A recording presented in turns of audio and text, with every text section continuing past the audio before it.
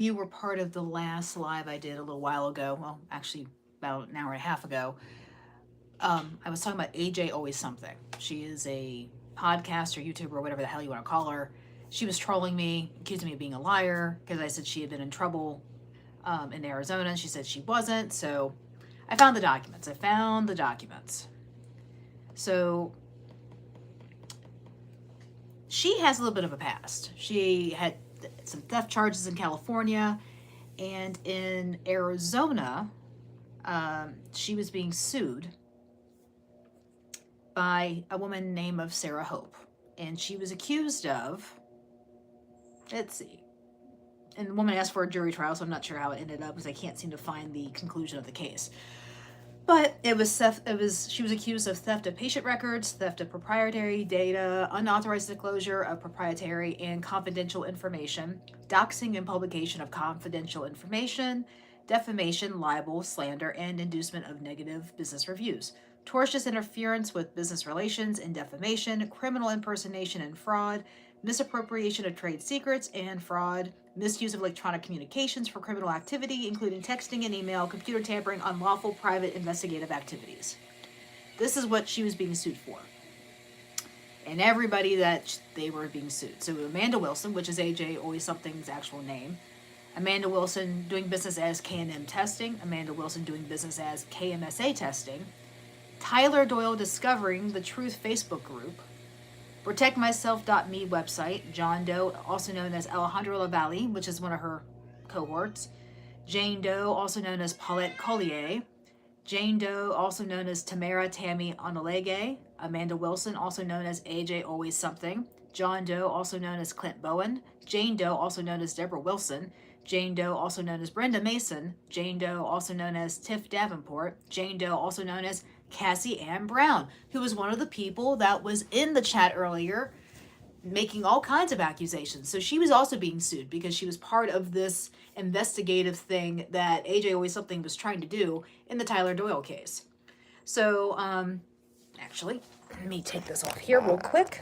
And I can show you so you know I'm not lying. See? There it is, right there.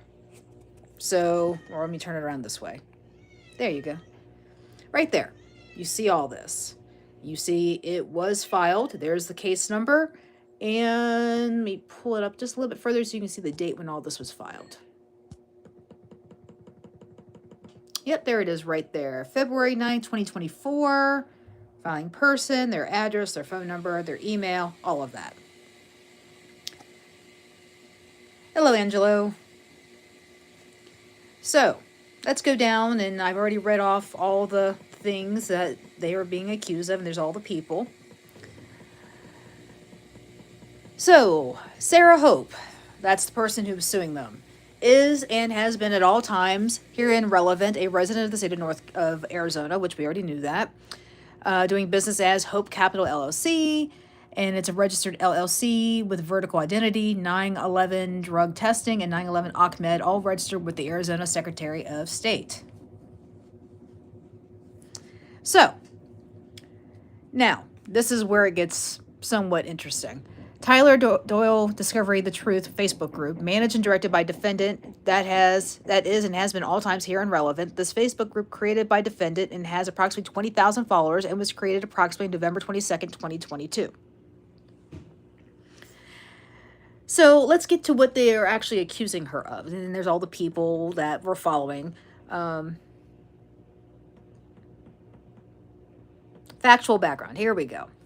Sarah Hope is a business owner in Arizona, experience in background screening, drug testing, COVID testing, and mass COVID mobile vaccinations. Hello, Rancho. Hello. Oh, hi, Isaiah. This is what it's about. So I was doing a live earlier. There is this woman who likes to troll me. Her name is, she goes by AJ Always Something. And I was talking about her past, about how she's trolled me before, and we know that she's a fraud and all this other stuff. And she said, show the documents, show the documents, show the documents. Well, I finally found the documents. It took me forever to find it because I found this stuff like a year ago. So she's a fraud. She steals identities. She steals patient information. These are things that she's been accused of. And that's what I'm talking about. So defendant has various responsibilities, oh, here it is right here. So the company requires a pre-employment background screening for all their new hires, right? And defendant had advised plaintiff of a possible misdemeanor on her record. However, prior to her employment with plaintiff's businesses, a comprehensive background screening was conducted for defendant, which did not reveal any criminal history because it had been more than 7 years.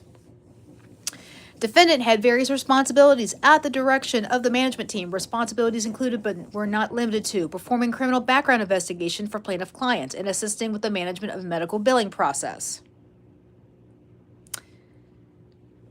So, around August of 2022, plaintiff opted for a third-party billing service to manage the denied insurance claims for her business. Defendant was responsible for liaising with the insurance companies to ensure the efficient processing of these claims and supervised and inputting the claim data. Her role was limited to monitoring the productivity of the clerks, handling the data, blah, blah, blah, blah, blah. So during the transition to the new billing, plaintiff requested that defendant transfer the login credentials for the insurance billing portals, which defendant refused to do. She claimed the ownership of this information and declined to relinquish it, prompting the plaintiff to revoke her system access. So there was a lot of stuff going on here. So at the moment of her departure, defendant retained 4 boxes. So they're saying AJ Always Something, when she left the company, took 4 boxes of patient records related to COVID testing, which were needed for the resolution of insurance claim disputes. So that was one thing she was accused of. Despite the request from the plaintiff's legal team for return of these documents, defendant conditioned the return on certain demands, including paying her $3,380 or else reporting us to the Department of Labor, which she also did too. So there was some issues going back and forth. Now, let's see here. Plaintiff promptly initiated an in-depth interview with the stuff with the Fair Reporting Act. Basically, she was accused of stealing health information, background information, all for the Tyler Doyle case that she was trying to investigate herself. That is what she was doing. So let's get out of this. Anyway, I have the documents. I found the documents. I will be posting. It's 195 pages. So I will be posting this. And AJ Always Something can kiss my rear end. So because I'm done with this crap. I'm done. Because she tried to get my late husband's accident reopened and try to blame me, have people investigate it and make me look like I was to blame for his accident. And she just went on my YouTube channel earlier today and said I was pimping out my daughter. I am so done with her trifling butt. So done. So, they also said that she launched a campaign of harassment against the plaintiff. Where am I from, Rancho? I'm from Ohio. But has done a lot of things and just falsely accusing people of things. She does this. She has a habit of doing this. Huge habit of doing this. And, yeah, she needs to be stopped. Oh, here we go. Cassie Ann Brown, who was commenting earlier and running her mouth. Let's see. Which is believed to be an alias or a fake Facebook profile of defendant, posted negative comments on the plaintiff's Facebook page. So she has people that are real people that like to get involved and start crap. So, Cassie Ann Brown was commenting earlier. Somebody named Tracy was commenting earlier. It is what it is. But keep in mind, I have the documents you said I did not have. So, there you go. I have the documents. And, she claimed to be a licensed private investigator in Arizona, and it's proven that she is not a licensed investigator in Arizona or any other state. Let's see what else. Just a lot of things. But I'll be more than glad to post this because it's public record. And she can suck it. So on that note, this is Rebecca with Red True Crime. I'm out. Please subscribe to the channel. Sorry that I brought this crap into this because she started it. But here you go.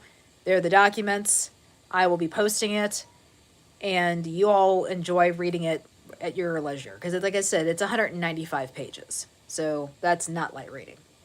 But it's late. I've got to go to bed. I have corporate people coming into my lab tomorrow, and I have to go deal with that. So you all have a great night. Thank you again for tuning in. Subscribe. Share, comment, all that good stuff. Have a great day. Red True Crime out. I'm Rebecca. Bye.